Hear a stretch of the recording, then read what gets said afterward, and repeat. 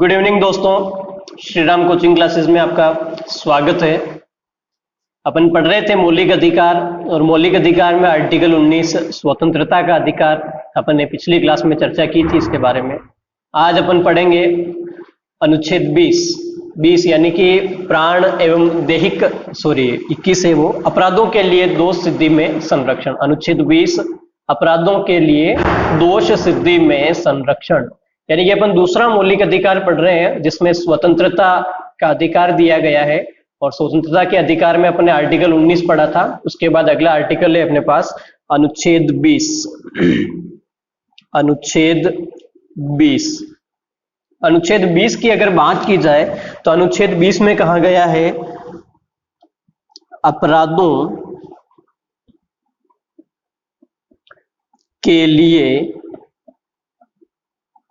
अपराधों के लिए दोष सिद्धि में संरक्षण।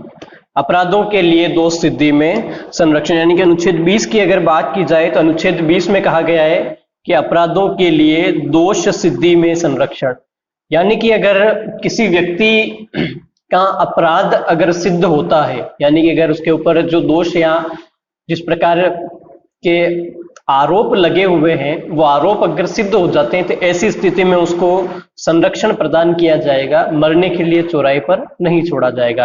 यानी कि अनुच्छेद 20 एक ऐसा अनुच्छेद है जो आपातकाल में भी स्थगित नहीं होता है। अनुच्छेद 20 और 21 दो ऐसे आर्टिकल हैं जो आपातकाल में भी स्थगित नहीं किए जाते हैं। और यहाँ अनुच्छेद 20 में कहा गया है कि अपराध अगर किसी का सिद्ध होता है तो उस अपराध या दोष सिद्धि में उसे संरक्षण प्रदान किया जाएगा।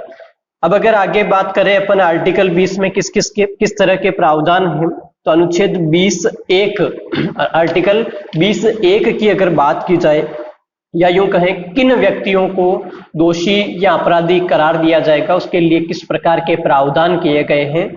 यहां पर देखा जाए तो अनुच्छेद 20(1) कहता है कि अगर कोई भी व्यक्ति तब तक दोषी नहीं माना जाएगा, यानी कि दोष सिद्धि की परिभाषा क्या है, दोषी किसे माना जाएगा।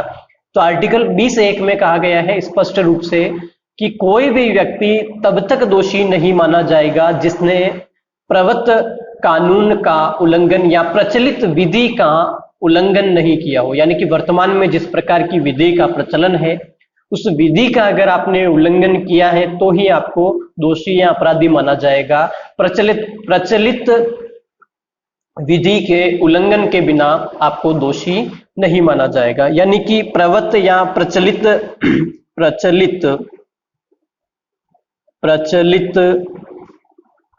विधि के उल्लंघन पर किसी व्यक्ति को दोषी माना जाएगा। यानी कि किसी भी व्यक्ति को तब तक दोषी नहीं माना जाता है जब तक उसने प्रचलित विधि का उल्लंघन नहीं किया, यानी कि प्रचलित विधि के उल्लंघन करने पर किसी भी व्यक्ति को दोषी माना जाए, या फिर यूं कह दें कि प्रवृत्त विधि के उल्लंघन या प्रचलित विधि को तोड़ने पर किसी व्यक्ति को दोषी माना जाएगा। अब यहाँ पर बात करें अपन प्रचलित विधि क्या है, यानी कि प्रचलित विधि यानी कि जिस प्रकार की विधि का वर्तमान में प्रचलन है उसको तोड़ा है तभी आपको दोषी माना जाएगा। ऐसा नहीं है कि आपने आज क्राइम किया और कल नया कानून बना करके उस कानून के तहत आपको दोषी मान लिया जाए, ऐसा नहीं है। तो वर्तमान में जिस प्रकार के कानून प्रचलन में है उनके आधार पर ही आपको दोषी माना जाएगा। उदाहरण के तौर पर मैं आपको बताऊं कि भाई किस प्रकार से इसको आपको समझ आ जाए, एक उदाहरण देके समझाता हूं। तो प्रचलित विधि से क्या तात्पर्य है, प्रचलित विधि से यहाँ तात्पर्य यह है, जैसे उदाहरण के तौर पर मान लिया जाए कि वर्तमान समय में साइबर क्राइम अपराध की श्रेणी में आता है, लेकिन आईटी एक्ट 2000 में बना था। यानी कि साइबर क्राइम की अगर बात करें यह 2000 में अस्तित्व में आया था। इससे पहले साइबर क्राइम के बारे में कोई विधि का प्रचलन नहीं था। अगर देखें अपन साइबर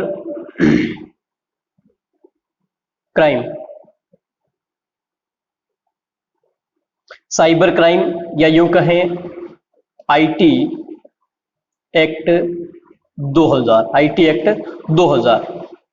साइबर क्राइम की अगर बात की जाए तो साइबर क्राइम या आईटी एक्ट 2000 में आया था, इससे पहले साइबर क्राइम से संबंधित किसी प्रकार की कोई प्रचलित विधि नहीं थी। और इसका एक उदाहरण देता हूं मैं आपके सामने। घटना थी 1999 ईस्वी की। 1999 ईस्वी की घटना थी और कंपनी थी एयरटेल। एयरटेल कंपनी थी। इस एयरटेल कंपनी में दो एग्जीक्यूटिव ऑफिसर थे, या यूं कहें कि दो अधिकारी या इस कंपनी के दो कर्मचारी थे।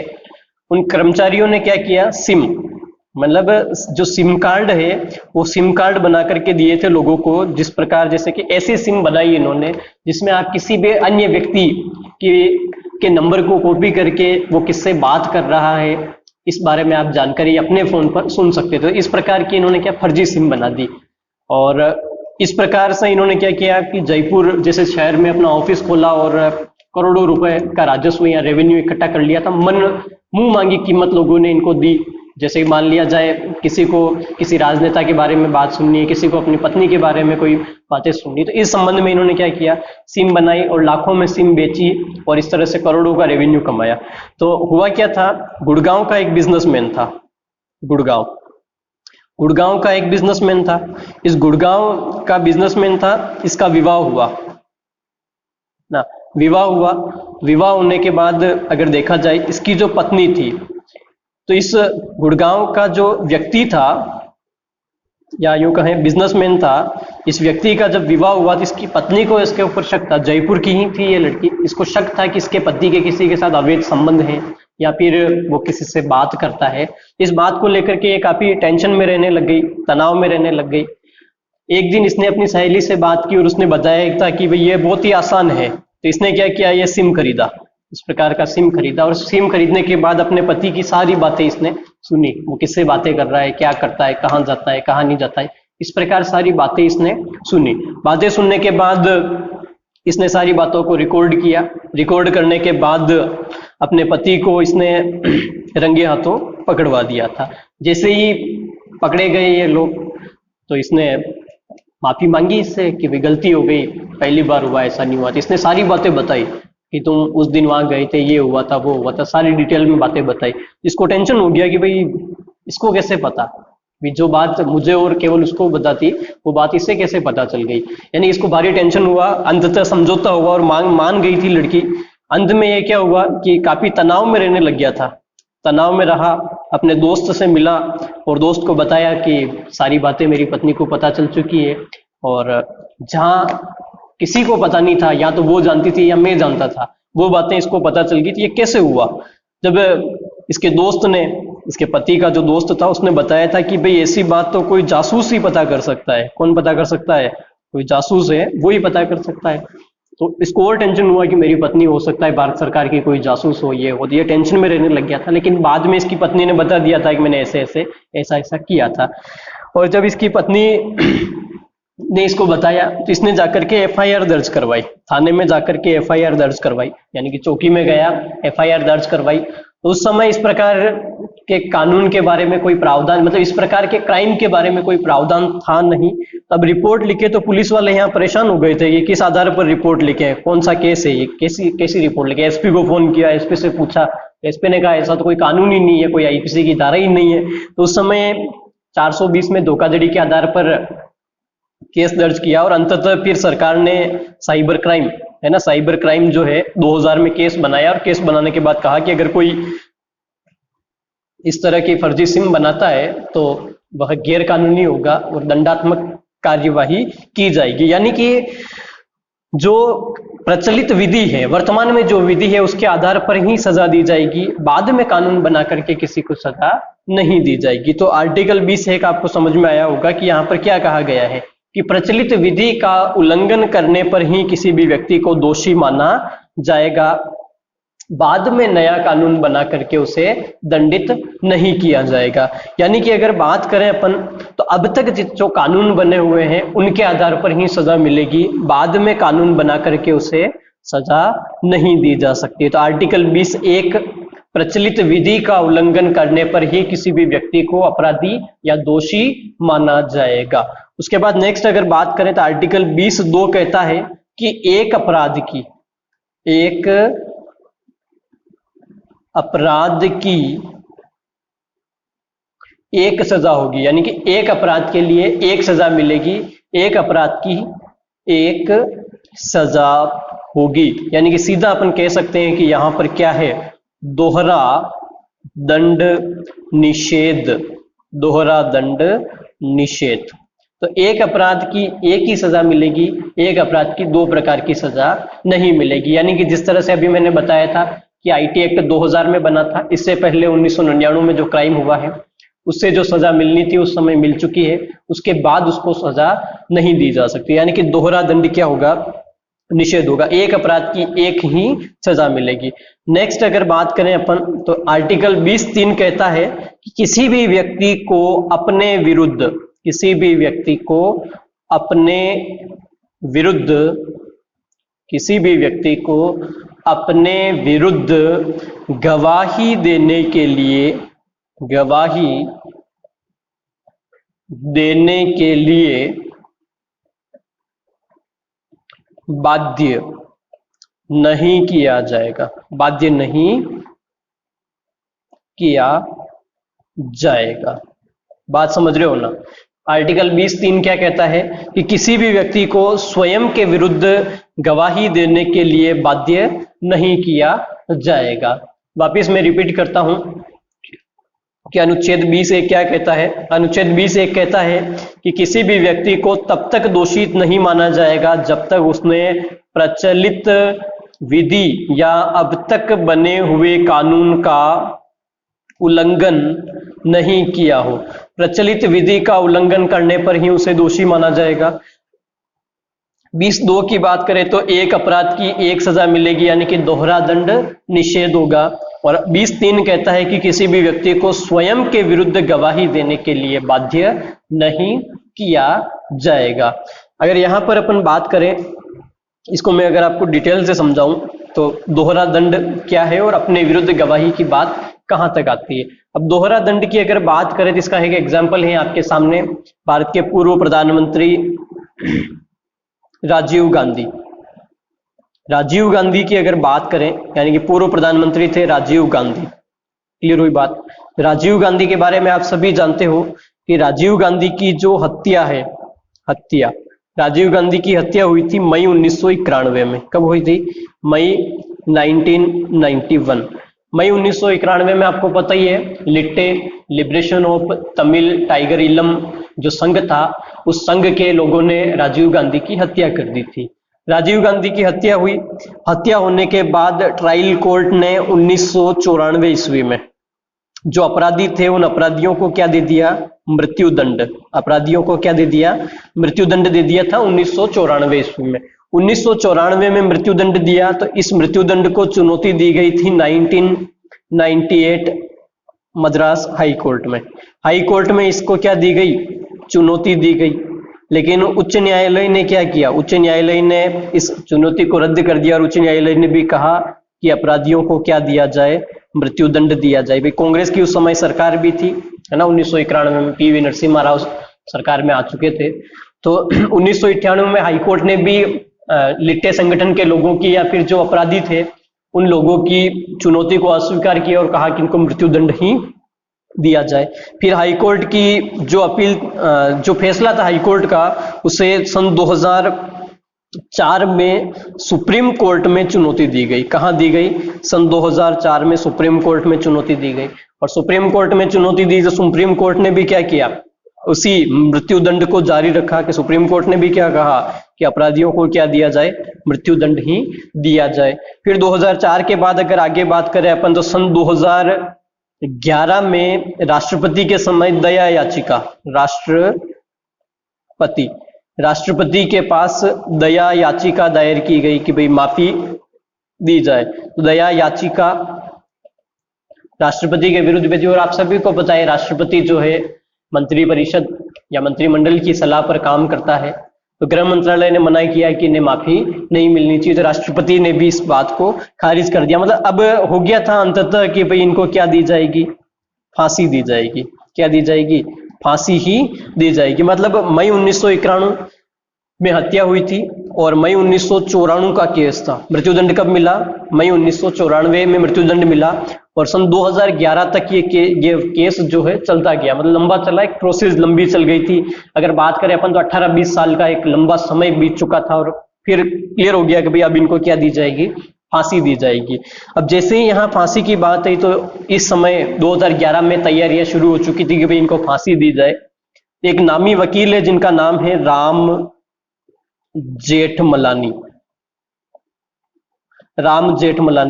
राम जेठमलानी जो है, इन्होंने केस की पैरवी की और इन्होंने कहा कि भाई आप फांसी किस आधार पर दे सकते हो, यानी कि प्रश्नवाचक चिन्ह लगा दिया कि भाई फांसी कैसे दोगे आप।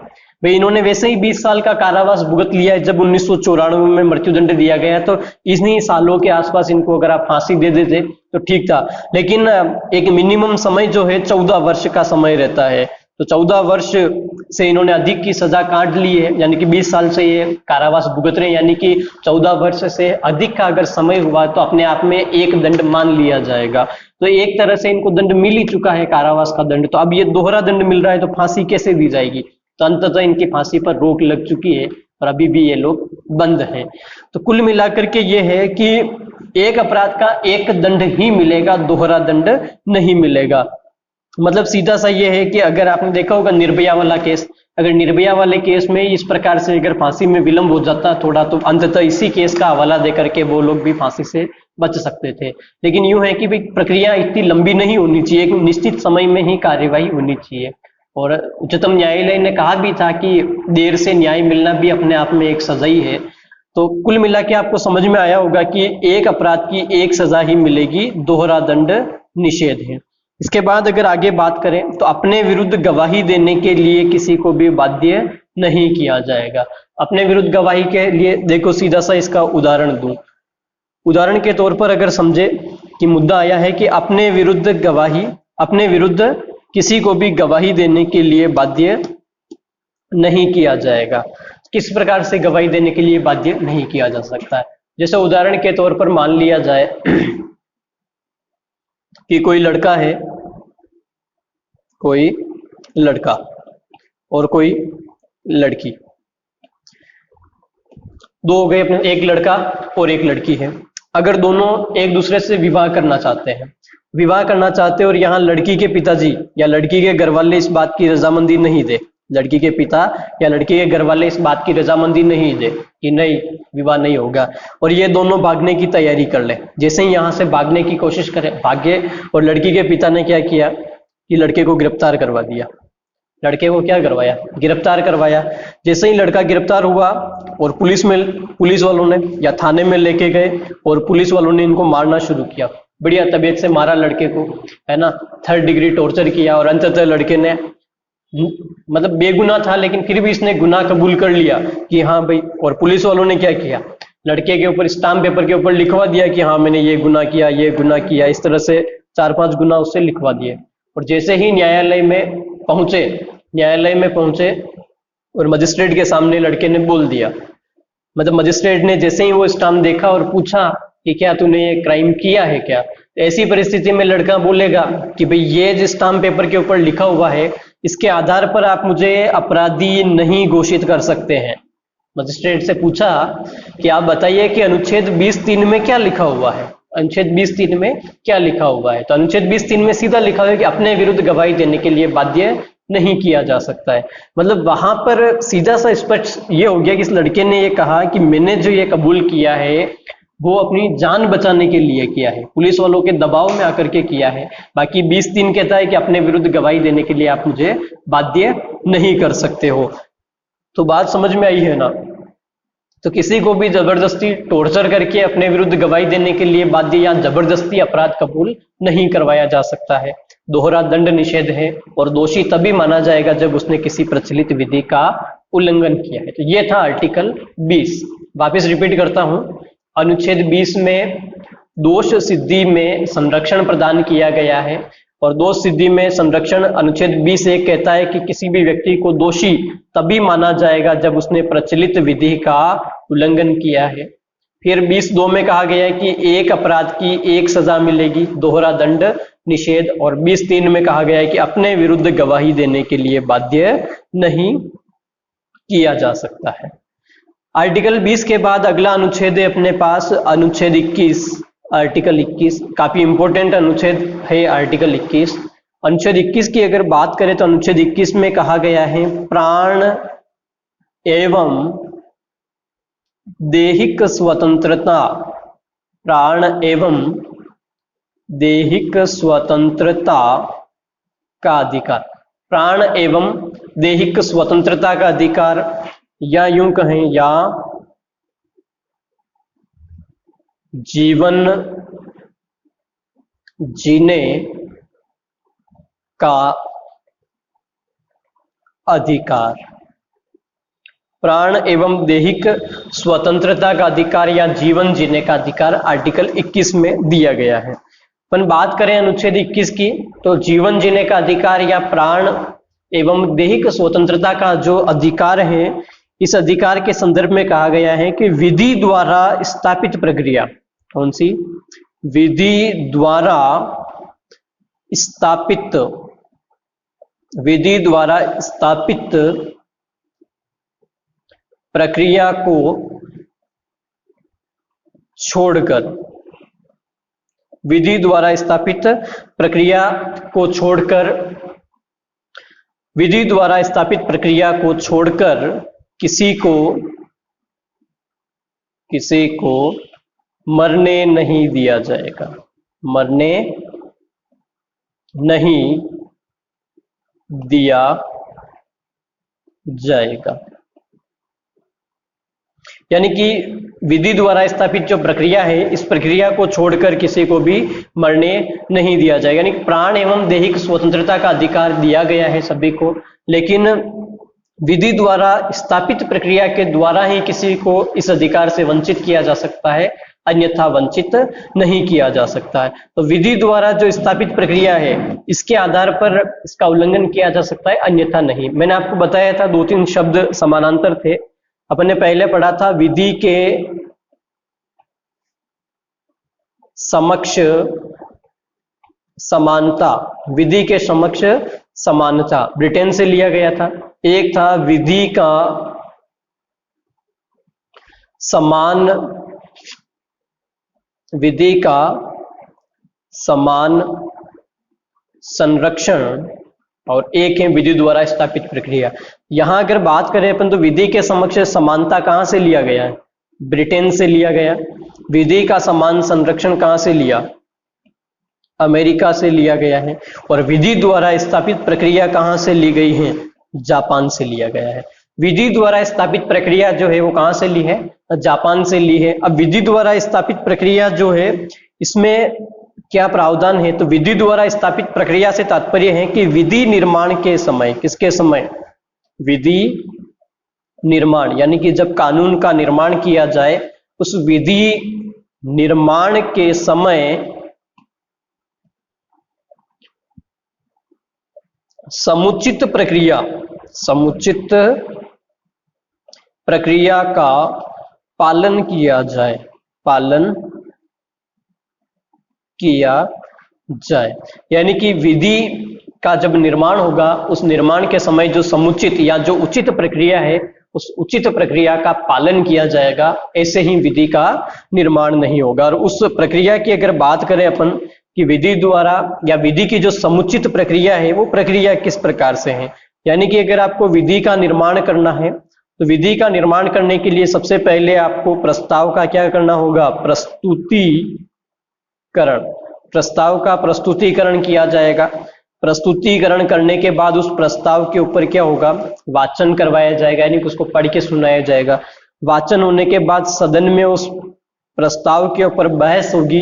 बहस होने के बाद उसके ऊपर मतदान करवाया जाएगा, और मतदान करवाने के बाद फिर उसे क्या करवाया जाएगा? पारित करवाया जाएगा। यानी कि प्रस्तुतिकरण होगा, फिर उसका वाचन किया जाएगा, फिर बहस होगी, फिर मतदान, और उसके बाद पारित होगा। इस प्रकार से किसी भी विधि का निर्माण किया जाएगा। यानी कि विधि निर्माण की यह उचित प्रक्रिया है। इस उचित प्रक्रिया के आधार पर ही विधि का निर्माण होगा। यानी कि इस विधि द्वारा स्थापित प्रक्रिया के अलावा किसी को भी मरने नहीं दिया जाएगा। यानी कि विधि द्वारा स्थापित प्रक्रिया के आधार पर ही इसको छीना जा सकता है, बाकी अन्यथा नहीं छीना जा सकता है। इसके बाद अगर आगे बात करें अपन, इस आर्टिकल 21 के तहत अगर बात करें अपन, तो कई सारे वाद या इस अनुच्छेद 21 में कई सारे मुद्दों को सम्मिलित किया गया है, या कई सारे अधिकार, लगभग 60 अधिकार सम्मिलित होते हैं इसके अंतर्गत, छोटे बड़े। तो अनुच्छेद 21 की अगर अपन बात करें, अनुच्छेद 21 की अगर बात करें, अनुच्छेद 21 में अंतर्निहित अधिकार, अनुच्छेद 21 में अंतर्निहित अधिकार, अनुच्छेद 21 में निहित अधिकार कौन कौन से, यानी कि यह बड़े व्यापक स्तर पर है आर्टिकल 21। आर्टिकल 21 में निहित अधिकार यानी कि कौन कौन से अधिकार अनुच्छेद 21 के तहत उच्चतम न्यायालय की व्याख्या के अनुसार जोड़े गए। तो अनुच्छेद 21 में अगर अपन देखें, तो अनुच्छेद 21 में कहा गया है गरिमा पूर्ण जीवन का अधिकार, गरिमापूर्ण जीवन का अधिकार। फिर अगर देखा जाए इसमें, तो विदेश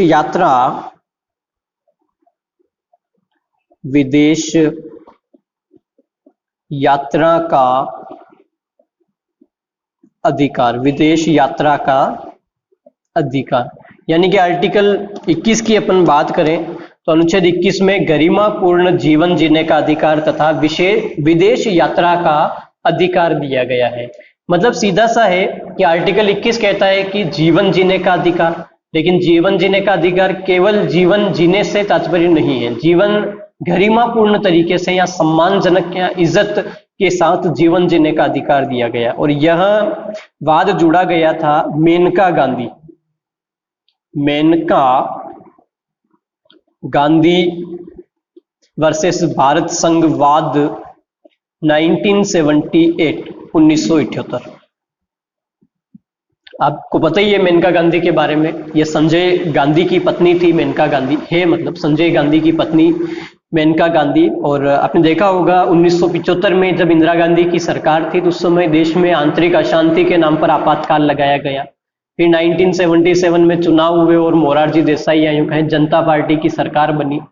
उस जनता पार्टी की सरकार के दौरान क्या हुआ कि इंक्वायरी के तौर पर मेनका गांधी का पासपोर्ट जब्त कर लिया गया और मेनका गांधी को रोका गया कि आप विदेश नहीं जाओगे, मेनका गांधी को रोका गया। तो मेनका गांधी ने सुप्रीम कोर्ट में वाद दायर किया और उसमें कहा गया था कि भाई अगर सरकारें चेंज होती है तो उस आधार पर विपक्षी पार्टी के लोगों को परेशान किया जा रहा है और विदेश यात्रा से रोका जा रहा है। मतलब गरिमापूर्ण जीवन मतलब जीवन तो जी रहे हैं लेकिन एक बंधक की तरह जीवन जी रहे हैं। मेनका गांधी ने यह भी कहा था कि अगर मेरा व्यवसाय बाहर है तो मुझे व्यवसाय के लिए बाहर जाना पड़ेगा, अगर व्यवसाय नहीं कर पाई तो आजीविका नहीं आएगी और आजीविका नहीं आई तो मर जाऊंगी, यानी कि जीवन जीने के अधिकार का उल्लंघन होगा। इस प्रकार उच्चतम न्यायालय ने कहा था कि भाई आर्टिकल 21 के तहत व्यक्ति को गरिमापूर्ण जीवन जीने का अधिकार है, विदेश यात्रा का अधिकार है, यानी कि किसी भी परिस्थिति में उसे बाहर जाने से रोका न जाए। नेक्स्ट अगर आगे बात करें अपन तो इसी आर्टिकल 21 में अंतर्निहित है अगला वाद कि अपने मामलों में शीघ्र सुनवाई का अधिकार, सुनवाई का अधिकार, शीघ्र सुनवाई का अधिकार काफी महत्वपूर्ण मुद्दा है। यहाँ शीघ्र सुनवाई का अधिकार, यहाँ सुनवाई के अधिकार में अगर अपन बात करें, ये केस था बिहार का, 1978 की घटना ही थी, 1978 के आसपास की घटना थी। और बिहार में क्या हुआ था कि जबरदस्ती छोटे मोटे केस बना करके हजारों लाखों लोगों को जेल में बंद कर रखा था। और वहां बिहार में एक महिला थी जिसका नाम था बेगम हुसैन आरा, बेगम हुसैन आरा वाद 1978 बेगम हुसैन आरा वाद था। बेगम हुसैन आरा वाद की अगर बात करें तो बेगम हुसैन आरा ने एक याचिका दर्ज करवाई थी। उस याचिका के आधार पर एक प्रतिष्ठित नामी वकील थी जिसका नाम है हिंगो रानी, वकील थी एक जिसका नाम है हिंगो रानी, हिंगो रानी ये एक प्रतिष्ठित वकील थी। तो हुसैन आरा वाद में क्या हुआ, इस वकील हिंगो रानी ने सुप्रीम कोर्ट में याचिका दर्ज की और याचिका दर्ज करने के बाद इसने उच्चतम न्यायालय से कहा कि बिहार की जेलों में सैकड़ों लोग बंद हैं जिनमें कोई छोटे मोटे चोर उचक्के या छोटे मोटे अपराध हैं, उनकी किसी प्रकार की कोई उचित कार्यवाही नहीं हुई, 5-5, 10-10 सालों से वो जेल में बंद है, यानी कि जिस प्रकार की सजा मिलनी चाहिए उससे दुगुनी 3 गुनी इन्होंने सजा काट ली है। तो हिंगो रानी ने क्या किया, एक जनहित याचिका दायर की थी। क्या दायर की थी, जनहित याचिका, जनहित याचिका दायर की थी। और इस जनहित याचिका के आधार पर उच्चतम न्यायालय ने कहा था, या उच्चतम न्यायालय ने कहा था कि अगर किसी तृतीय पक्ष के संदर्भ में, तृतीय पक्ष के संदर्भ में कोई भी व्यक्ति याचिका दायर करता है तो न्यायालय उसे प्राथमिकता के साथ सुनेगा। यानी कि जनहित याचिका का जो कंसेप्ट है वो इस हुसैन आरा वाद के तहत सामने आया था और ये न्यायिक या यूं कहें न्यायिक सक्रियता के संदर्भ में एक बढ़िया कदम था। तो जनहित याचिका की शुरुआत हुई थी हुसैन आरा वाद में और सुनवाई का जो अधिकार है उसे आर्टिकल 21 के तहत अंतर्निहित माना गया। इसके बाद अगर अगला अपन देखें वाद, तो अगला वाद अपने सामने है कि भोजन का अधिकार, किसका अधिकार, भोजन का अधिकार, भोजन का अधिकार, भोजन का अधिकार, भोजन का अधिकार इसकी बात करें तो PUCL, PUCL, PUCL versus Bharat संघ 2001, यानी कि पीयूसीएल एक एनजीओ है ना, नॉन गवर्नमेंट ऑर्गेनाइजेशन, एक एनजीओ है। इस एनजीओ ने भारत संघ यानी कि यूं कहें कि एक केस दायर किया था सन 2001 में। इस केस का निर्णय आया और उस केस के तहत न्यायालय ने कहा कि व्यक्ति को भोजन का अधिकार है, यानी कि जो जीवन जीने का अधिकार दिया गया है उसमें ही व्यक्तियों को भोजन का अधिकार भी दिया जाए, यानी कि आर्टिकल 21 में ही भोजन का अधिकार सम्मिलित है। और इस भोजन के अधिकार को ही ध्यान में रखते हुए सरकार ने, आपको पता ही है, खाद्य सुरक्षा योजना, खाद्य सुरक्षा योजना प्रारंभ की थी। उसके बाद राजस्थान सरकार की बात करें तो राजस्थान सरकार में भी ये एक्ट लागू है। आपने देखा होगा 2 रुपए किलो, 1 रुपए किलो गेहूं, दाल, चावल आदि उपलब्ध करवाए जा रहे हैं। अभी हाल ही में इंदिरा रसोई योजना, पूर्ववर्ती सरकार ने अन्नपूर्णा, फिर वर्तमान सरकार ने इंदिरा रसोई योजना। तो भोजन के अधिकार के तहत ही ये सारी चीजें क्रियान्वित की जा रही है। तो आर्टिकल 21 में गरिमापूर्ण जीवन जीने का अधिकार है, विदेश यात्रा का अधिकार है, सुनवाई का अधिकार है, भोजन का अधिकार दिया गया है। इसके साथ ही अगर आगे बात करें तो वर्तमान मुद्दों में एक महत्वपूर्ण मुद्दा है आपके सामने कि कार्यस्थल पर, कार्य स्थल पर महिला उत्पीड़न, महिला उत्पीड़न में संरक्षण, संरक्षण यानी कि कार्यस्थल पर महिला उत्पीड़न में संरक्षण प्रदान किया गया है। यह भी आर्टिकल 21 के तहत ही अंतर्निहित है। ये राजस्थान से राजस्थान के संदर्भ में भी महत्वपूर्ण मुद्दा है और यहां से कई बार प्रश्न भी बने हैं। पिछली बार जो सीटेट का पेपर लगा था उसमें भी पूछा था। इसमें प्रश्न इस प्रकार से था, एक एनजीओ है जिसका नाम है विशाखा, क्या नाम है, विशाखा, विशाखा नाम का एक एनजीओ है, यानी कि विशाखा वर्सेस राजस्थान राज्य 1991 की घटना।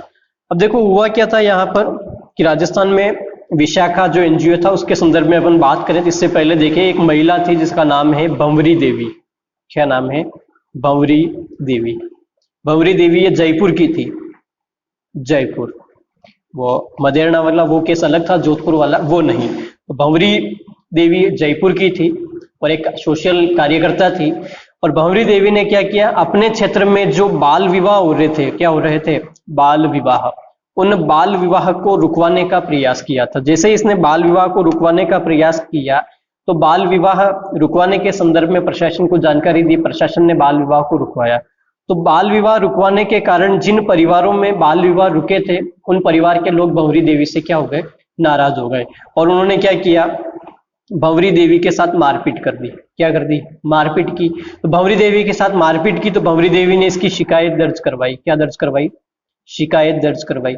भंवरी देवी ने जैसे ही शिकायत दर्ज करवाई तो और ये लोग ज्यादा हिंसक हो गए और उन्होंने भंवरी देवी के साथ पुनः मारपीट की और रेप जैसी घटनाओं को भी अंजाम दे दिया था।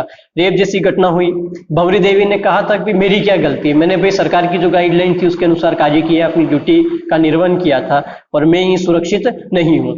तो भंवरी देवी जैसी महिलाओं का मुद्दा लेकर के विशाखा एक एनजीओ है, इस एनजीओ ने उच्चतम न्यायालय में कहा कि भाई महिलाओं के संरक्षण के लिए भी किसी प्रकार के कदम उठाने चाहिए, यानी कि इस प्रकार की जो घटना हो रही वो दुखदायी है, ऐसा नहीं होना चाहिए। तो कार्यस्थल पर महिला उत्पीड़न संरक्षण को लेकर के उच्चतम न्यायालय ने विशाखा गाइडलाइन जारी कर दी। क्या जारी कर दी? विशाखा दिशा निर्देश या विशाखा गाइडलाइन, विशाखा गाइडलाइन जारी की और इस प्रत्येक थाने में इसको चस्पा करने के आदेश दे दिए गए कि प्रत्येक थाने में विशाखा गाइडलाइन को चस्पा किया जाए। और यही प्रश्न आया था सीटेट के पेपर में कि विशाखा गाइडलाइन का संबंध किससे है।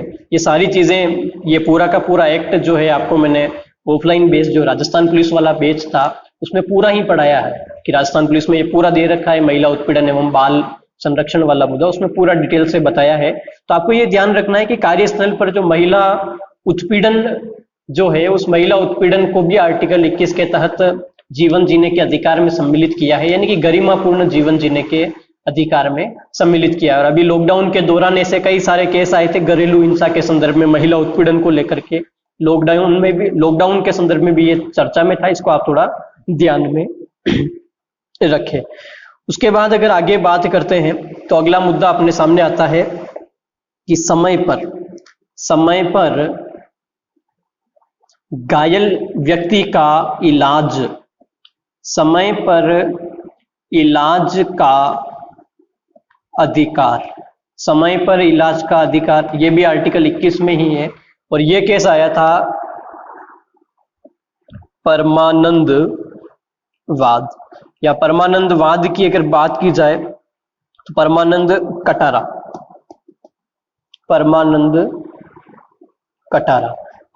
कटारावाद 1989।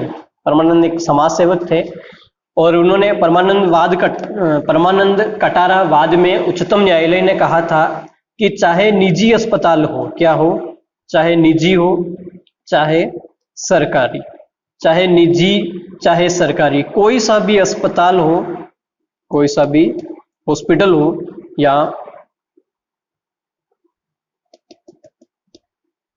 हॉस्पिटल, चाहे निजी हो या सरकारी हो, कोई सा भी हॉस्पिटल या कोई सा भी अस्पताल हो, तो तुरंत प्रभाव से जो व्यक्ति घायल है या जो पीड़ित है उसका इलाज किया जाएगा बिना पुलिस इंक्वायरी के। मतलब समय पर इलाज भी आर्टिकल 21 के तहत जीवन जीने के अधिकार के अंतर्गत सम्मिलित किया गया है।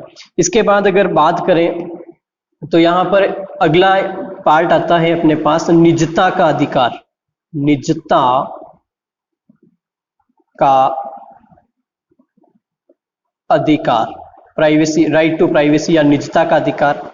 इस निजता के अधिकार की अगर बात की जाए तो निजता का अधिकार ये भी एक एनजीओ था, PUCL वर्सेस भारत संघवाद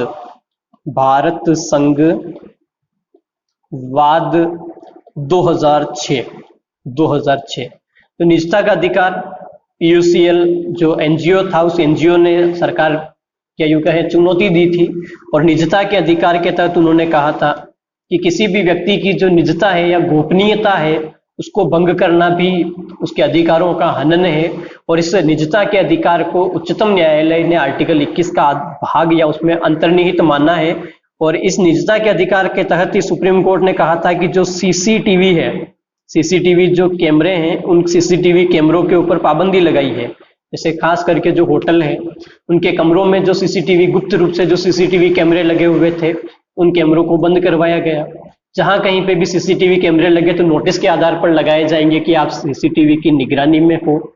इस प्रकार आर्टिकल 21 को निजता के अधिकार को अनुच्छेद 21 के तहत मौलिक अधिकार माना गया है। निजता के अधिकार के तहत कई सारे और भी पार्ट आते हैं यहाँ पर, कि निजता के अधिकार के तहत ही फोन टेपिंग जो वर्तमान में चल रहा है मुद्दा, हमारी विधानसभा में भी उठा है, तो फोन टेपिंग जो है ये भी निजता के अधिकार का उल्लंघन है। आप किसी का फोन टेपिंग नहीं कर सकते हो, या फिर आपको किसी ने फोन पर मैसेजेस किए हैं, है ना, कोई पर्सनल मैसेज किया है तो आप इसकी स्क्रीनशॉट लेकर के कहीं वायरल नहीं करोगे, या फिर राह चलते किसी का एमएमएस या वीडियो नहीं बनाओगे। ये सारे निजता के अधिकार के तहत सम्मिलित किए जाते हैं। फिर इसी निजता के अधिकार में ही एक और वाद आया है, करंट मुद्दा है, और वो वाद है आपका के.एस. पुट्टा स्वामी वाद, के.एस. पुट्टा स्वामी वाद वर्सेस भारत संघ 2018। के.एस. पुट्टा स्वामी वाद की अगर बात करें तो के.एस. पुट्टा स्वामी वाद अभी जो फर्स्ट ग्रेड का पेपर लगा है, आरपीएससी ने लिया है, उस फर्स्ट ग्रेड में जीके वाले पेपर में यह प्रश्न था, और यह प्रश्न किस प्रकार से था, के.एस. पुट्टा स्वामी वाद का संबंध है आधार कार्ड को लेकर के। किसको लेकर है? आधार कार्ड को लेकर है। इन्होंने क्या किया कि सब जगह आधार कार्ड की जो अनिवार्यता को समाप्त करवा दिया था। यानी कि आधार कार्ड की अनिवार्यता को लेकर के के.एस. पुट्टा स्वामी ने सुप्रीम कोर्ट में वाद दायर करवाया था, और इस वाद में 5 न्यायाधीशों की बेंच ने सुनवाई करते हुए कहा था कि आधार कार्ड सभी जगह देना जरूरी नहीं है। आप आधार कार्ड की जगह वैकल्पिक तौर पर ड्राइविंग लाइसेंस, पैन कार्ड या कोई अन्य जो भी आपके पास वैध डॉक्यूमेंट है, आइडेंटिटी कार्ड है, उसे आप प्रयोग में ले सकते हो। तो के.एस. पुट्टा स्वामी वाद का प्रश्न आया था कि के.एस. पुट्टा स्वामी वाद में निर्णय किन न्यायाधीशों ने दिया, यानी कि 4 ऑप्शन, 5 न्यायाधीश थे, जिसमें से एक कौन सा नहीं था उस बेंच में सुनवाई के दौरान, तो उनके नाम पूछे थे। तो आपको ध्यान रखना है कि के.एस. पुट्टा स्वामी वाद आधार कार्ड के संबंध में था, और यह निजता के अधिकार में सम्मिलित है, जो आर्टिकल 21 का भाग माना गया।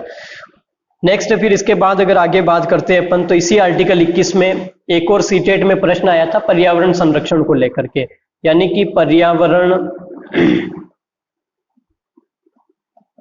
संरक्षण, स्वच्छ पेयजल, स्वच्छ जल, स्वच्छ वायु, ध्वनि या जो शोरगुल वातावरण है, ध्वनि लाउड स्पीकर, ध्वनि रहित वातावरण, ये सभी आर्टिकल 21 के तहत जो प्राण एवं दैहिक स्वतंत्रता का अधिकार है उसमें अंतर्निहित माना गया है। ये स्वच्छ जलवायु या स्वच्छ वातावरण जो है, इस स्वच्छ वायु का प्रश्न सीटेट के एग्जाम में पूछा था, जो सीटेट का पेपर लगा था उसमें यह प्रश्न आया था कि स्वच्छ वायु है ना किस अनुच्छेद का भाग है, तो आर्टिकल 21 का भाग है। आपको पता हो थोड़े दिन पहले दिल्ली जैसे शहरों की बात करें अपन, तो वहां पर पंजाब, हरियाणा, गुड़गांव के क्षेत्रों में किसानों ने पराली जलाई, उससे चारों तरफ धुआं एक स्मोक फॉग के रूप में फैल गया था, लोगों को सांस लेने में कठिनाई आई थी। माननीय उच्च न्यायालय ने कहा था कि दम गुट के मरने से अच्छा तो बम डाल दो, ताकि एक ही बार में पूरी दिल्ली खत्म हो जाए।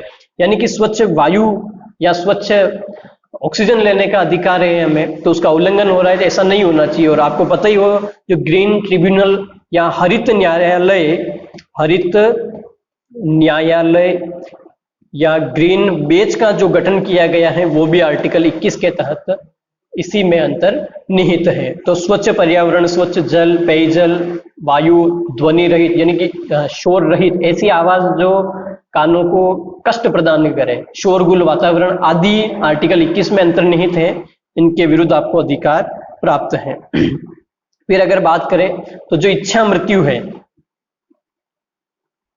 इच्छा मृत्यु वो भी इसी में अंतर्निहित है। वर्तमान में ये पूरी तरह से लागू नहीं है। इच्छा मृत्यु के लिए कहा है कि 4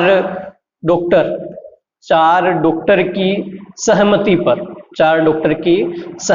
पर दी जा सकती इच्छा मृत्यु, लेकिन अभी भी इसके ऊपर व्यापक संशोधन चल रहे हैं, मुद्दा पूरी तरह से कंप्लीट नहीं हुआ है। नेक्स्ट अगर बात करें अपन, तो आर्टिकल 21 में एक और पार्ट आता है आपके सामने, मॉब लिंचिंग या भीड़ तंत्र। भीड़ तंत्र या मॉब लिंचिंग की अगर बात करें तो ये वर्तमान में काफी चर्चा में है। भीड़ तंत्र या भीड़ द्वारा हत्या, मॉब लिंचिंग, राजस्थान में भी ये मुद्दा काफी चर्चा में रहा था। पहलू खा जो केस था अलवर का, उसके संदर्भ में जो भीड़ तंत्र या मॉब लिंचिंग जो था वो चर्चा में रहा था। अभी आपने देखा होगा कि महाराष्ट्र में भीड़ के द्वारा 2 संतों की हत्या कर दी। जो 2 संत थे, इन 2 संतों की हत्या कर दी थी। तो भीड़ तंत्र द्वारा हत्या करना, इसके विरुद्ध भी आर्टिकल 21 में व्यापक प्रावधान है, या आर्टिकल 21 में ही इसको अंतर्निहित किया कि भाई ऐसा नहीं होना चाहिए। तो मॉब लिंचिंग के विरुद्ध अधिकार प्राप्त है, वो भी आर्टिकल 21 में है। काफी विभत्स घटना है, ऐसा नहीं होना चाहिए, लेकिन क्या करें, प्रचलन में चल रहा है। कई लोगों ने शक के आधार पर लोगों को पीटना शुरू कर दिया है।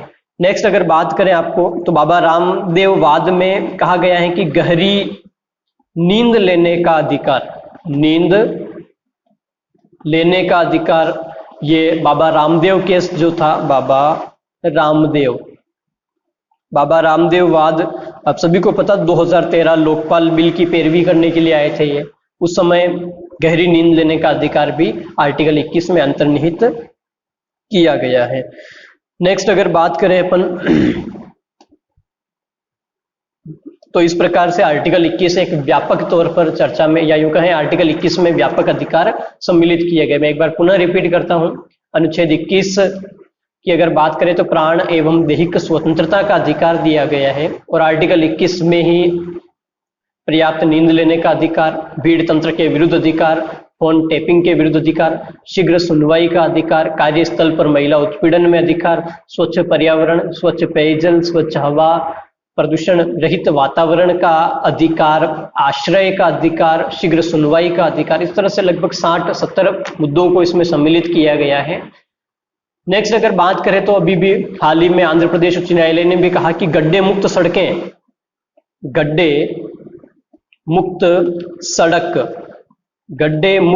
सड़कें भी आर्टिकल 21 के तहत अंतर्निहित किया गया। यह भी व्यक्ति का मौलिक अधिकार है कि गड्ढे मुक्त, उबड़ खाबड़ सड़कें नहीं, साफ सुथरी प्लेन सड़क होनी चाहिए, ये भी व्यक्ति का क्या है, मौलिक अधिकार। तो आर्टिकल 21 में इस तरह से व्यापक प्रावधान देखने को मिलते हैं। फिर अनुच्छेद 21 के बाद 21 का आता है जिसमें शिक्षा का अधिकार प्रदान किया गया है। नेक्स्ट चर्चा करेंगे अगली क्लास में।